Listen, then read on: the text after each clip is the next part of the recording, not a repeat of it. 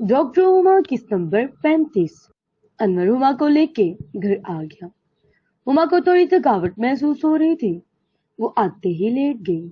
अनवर, जिसकी खुशी की कोई इंतहा नहीं थी, उसका दिल कर रहा था कि पूरे शहर में मिठाइयां बांटे कि मैं बाप बनने वाला हूँ।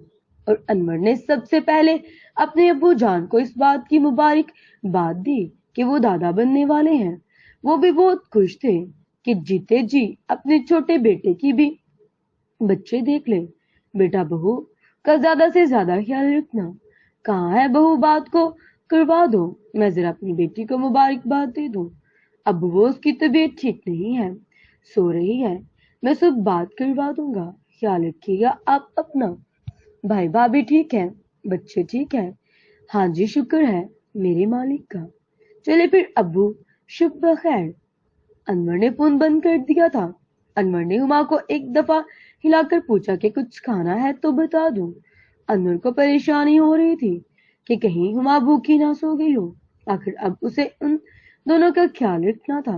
हुमा के जवाब के बाद उसे भूख नहीं लगी, बस थकावट है। अनवर इत्मीनान से सो गया।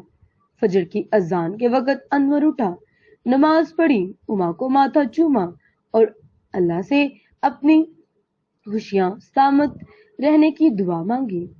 हुमा को हल्का सा बुखार था। अनवर ने अस्पताल ले जाने का कहा तो हुमा ने मना कर दिया। अनवर, मुझे आराम की जरूरत है, बस आप परेशान ना हो।